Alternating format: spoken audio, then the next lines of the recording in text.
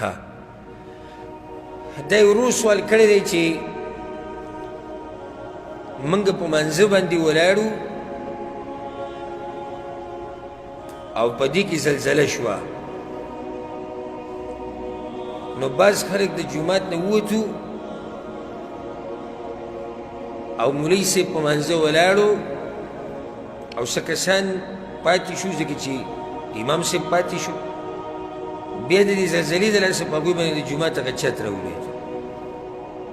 هغه مړه شو سوال دا دی چې دا شهیدان دي که نه دوی خودکشي کړې ده الجواب منځه کې چې کله داسې حادثه راشي لکه زلزله یا اور ولګي او د دې سړي ګمان دی شي چې ما ته به نقصان رسوي نو په دې سړي باندې واجب دي د دغه ځینه وته واجب دي ګورې ښه دا دینداري نه ده چې زه ولاړ یم په دین ځان پوه کوئ دین د جذباتو نوم نه دی ګورې دین د قرآن او د حدیث نوم دی او پوهه علماو ته زنګنان ماتول او د هغوی د دین زده کول نه دا که اوس زموږ د عوامو تیکې او یا د کورني مفتیان نو هغوی به وایي سبحان الله څومره مضبوط ایمان یې و په خپله مړ شو نور یې پکې هم کوتره کړو ایمان یې مضبوط دا اوس نه دي پوه د شریعت په اصولو باندې نه دي پوه شي چې کله داسې واقعه په جومات کې راشي اور ولګېد زلزله ده یا دیوال وچاودو یا چت کې څه مشکل راغی او ستا دا ګمان شو چې دا ماته نقصان رسوي نو په تا باندې د دغه ځینه وته څه دي واجب دي بلکې دا واوره چې ستا په خوا کې بل سړي ته نقصان رسي او تا ته نه رسي په تا لازم دي چې دا مونځ پرېږدي او دغه سړی د نقصان نه بچ کړي بل به بچ کړي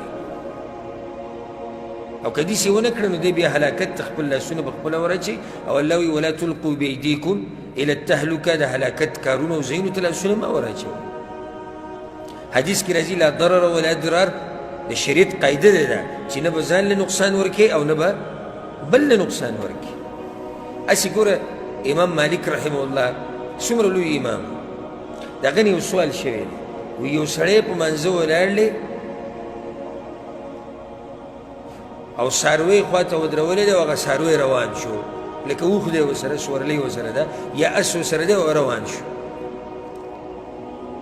دی به څه کوي نو هغې دا جواب کړی دی وایي که چېرته نږدې ځي کې یې راټینګوي او لمونځ پرې کولو ته پکې ضرورت نه راځي نو لمونځ دې نه پرې کوي خو لږ دې ور مخکې شي راودې نیسي یا خۍ ته یا ګز ته یا مخې ته چې قبلې ته یې مخې لږ اخوا شي راویې نیسي که د سورلۍ لرې لاړی شي نو بیا دې لمونځ پرېږدي او د سورلۍ دې راونیسي که علم دی دې فتوې ته دا د علماو فتوې د امت د امامان امام احمد بن حنبل نه چا دا تپوس کړی وایي زه په مانځه ولاړ یم او یو ماشوم کوهي ته ولېږي زه به څه کوم وایي لمونځ به پرې کړې هغه ماشوم به بچ کړي حاصل زما د خبرې دا شو چې کله یو سړی په ځان ویرېږي چې زه مړ کېږم ما ته نقصان رسي یا زما د لاسه نورو ته نقصان رسي نو داسې ټیم کې به دی لمونځ پرې کوي او که دی پاتې شو په دې منځه کې او په دې جومات کې او د ده لاسه ده ته نقصان ورسوي نورو مسلمانانو ته